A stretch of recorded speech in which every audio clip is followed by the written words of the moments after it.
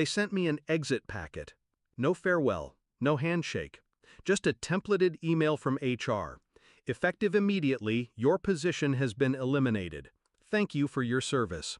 No call, no meeting, not even a name on the signature line. Just regards, human resources. They forgot something. Not a small thing, not a typo. Something that cost them everything. They forgot my name was on the founding license. $300 million worth of forgetting. I closed the laptop, poured a glass of bourbon, and smiled into the quiet. 10 years. I built that company from a napkin sketch and 3 maxed-out credit cards.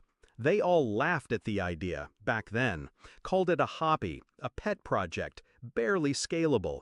But I stayed. I built the code, wrote the architecture, designed the product from scratch. They brought in investors. I brought results. They brought in consultants. I brought sleepless nights. And when it started making real money, they started carving my name out like a tumor, bit by bit. They stopped CCing me on strategic calls, stopped inviting me to board dinners, redefined my title until it meant nothing but paper. And when I pushed back, they smiled, like I was the one being unreasonable. They thought they were cutting fat. They didn't realize they severed the spine. I didn't respond to the termination email, didn't call anyone, just listened, watched, let them believe I was gone, erased. It gave them confidence, which made them sloppy. I started gathering original contracts, state registration documents, the founding license filed with my name, signature, and notarization, buried in a legal vault they forgot existed. I called a silent attorney, not a firm, a fixer, one who specialized in surgical corporate destruction. She read everything in silence, then looked up at me and said, "They're fucked. Entirely."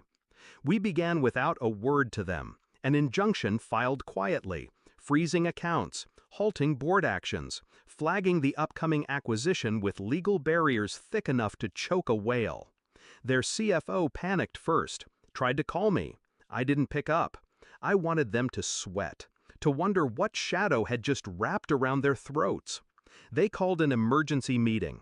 Every executive. No outside counsel. No press. Just panic in suits. I walked in without invitation, documents in hand. They went silent. The CFO tried to speak. I lifted a finger. They stopped. I placed the founding license in the center of the table. My name in black ink. Legal. Indisputable.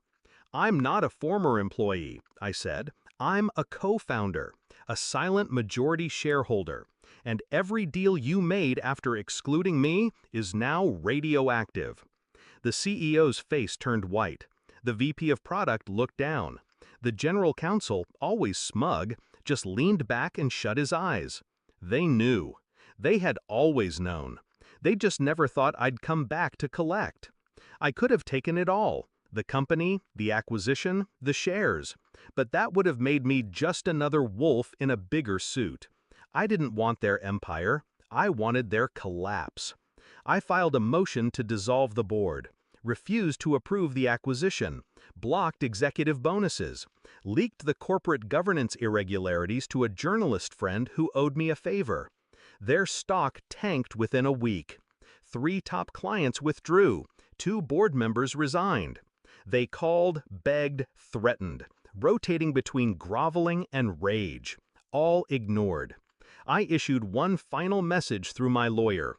The house you built without me was never yours to begin with. Now it burns. The office building still stands. Glass panels, chrome, steel, and silence. But when I pass it now, I don't feel anything. Not bitterness, not pride, just clarity. You don't always need to scream to be heard. Sometimes the sharpest vengeance is paperwork filed in the dark. I gave them 10 years of loyalty. They gave me 1 line in an email. Now, all they have left is regret. And me? I have my name, in ink, where it always belonged, etched in the ashes.